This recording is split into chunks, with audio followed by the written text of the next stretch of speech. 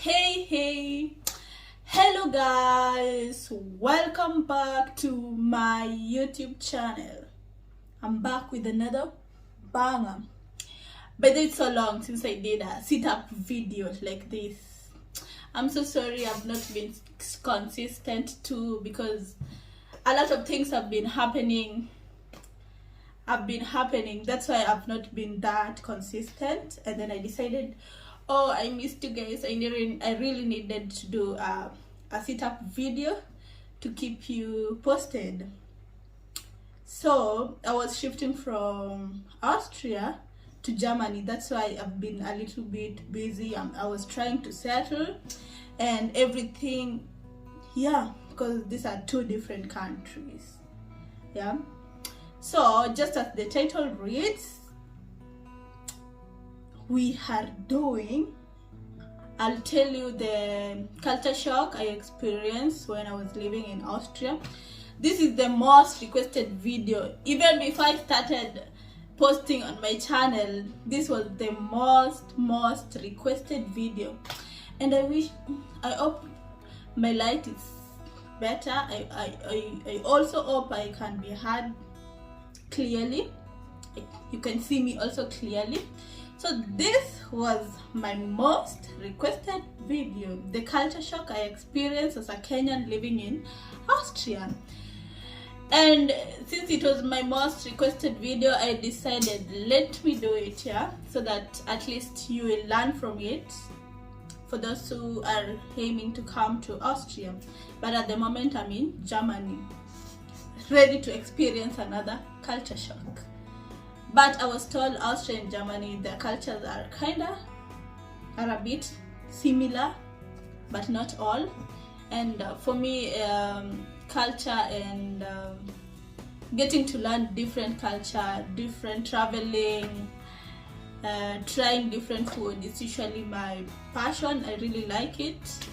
As you can see it on my vlogs, I do like travel most of the time, so for me it's not that bad. It's an interesting thing to get culture shocks, to know how people are living differently in the world, yeah.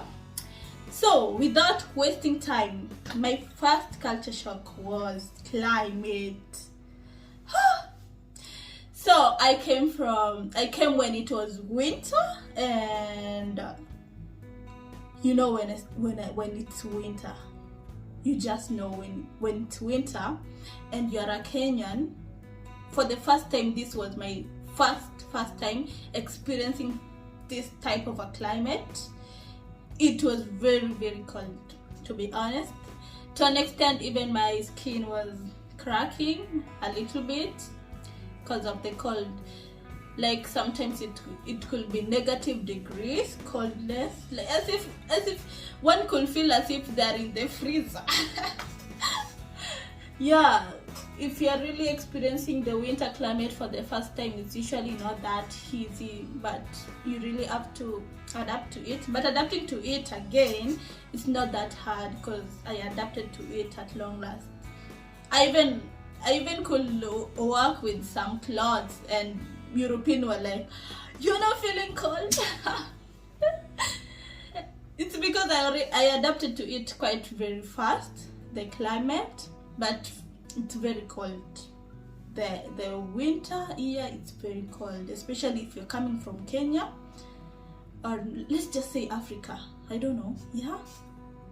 But when Kenya, we don't have this winter thing, or our winter is the most cold it can get in Kenya, I think it's 15 degrees, yeah. So that was a culture shock. My second culture shock was the stores and shops don't open on Sundays. Totally. If you didn't buy any food or anything, oh my god, you'll sleep hungry on Sunday. They don't open on Sunday.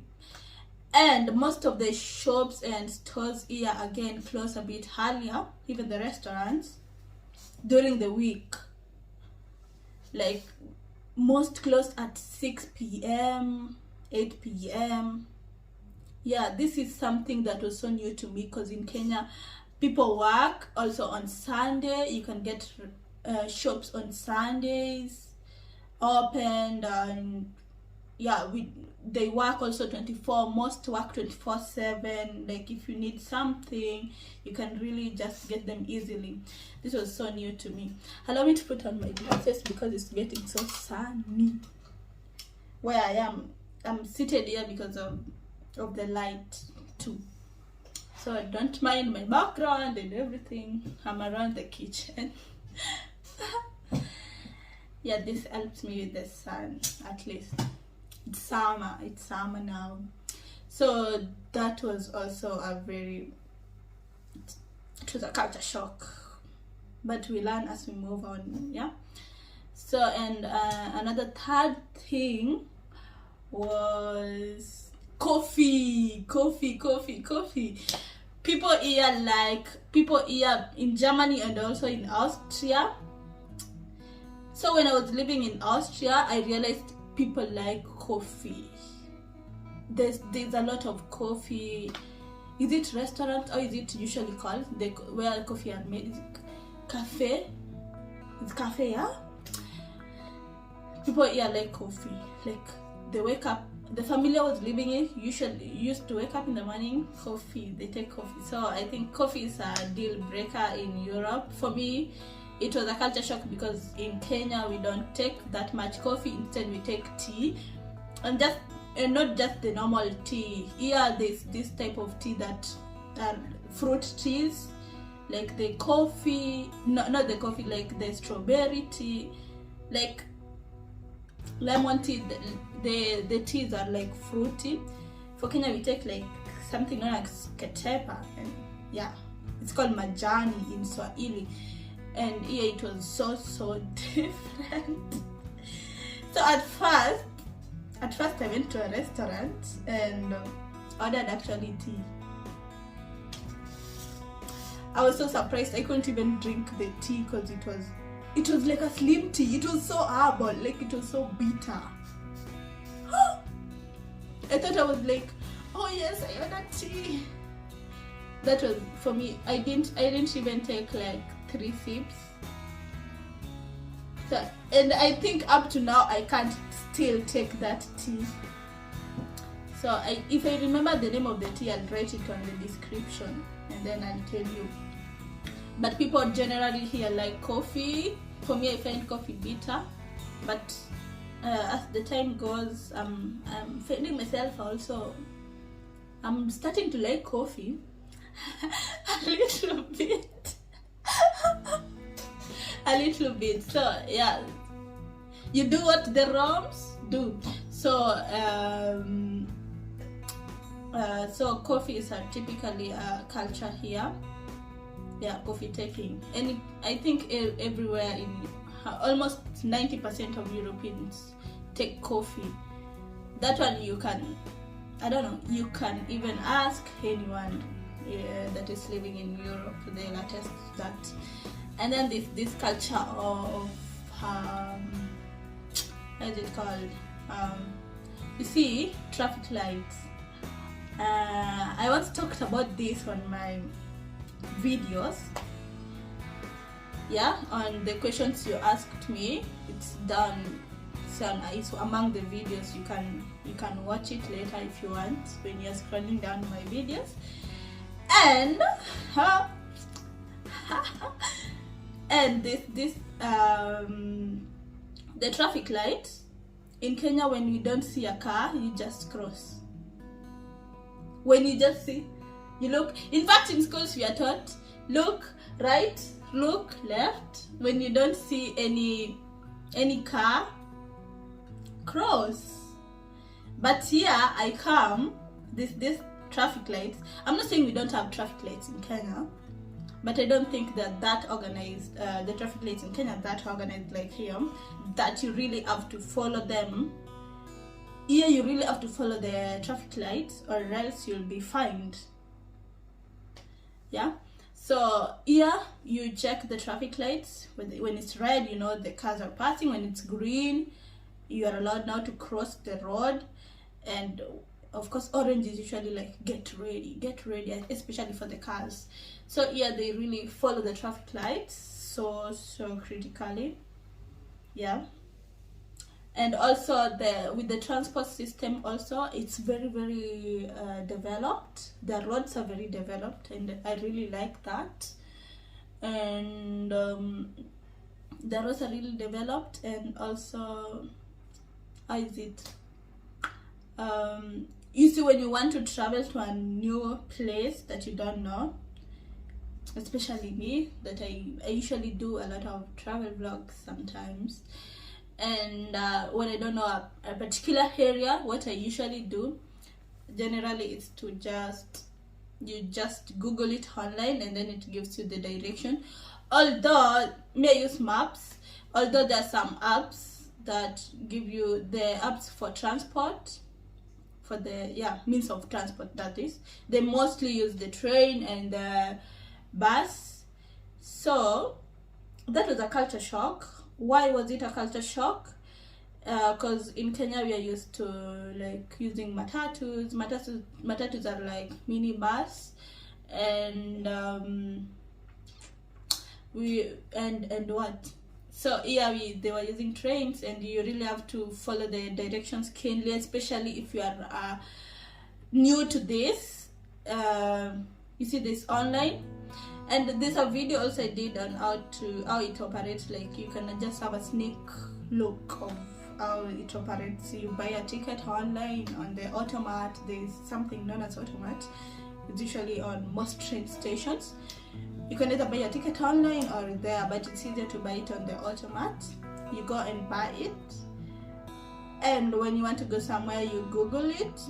Not Googling, but you really have to check the direction so that you don't miss the lane, because yeah, they follow the lanes, these trains, and you should also know your train number and where it's going, which side and that side. All those you can find it on the phone. When you put on the place you're going, it can show you the direction.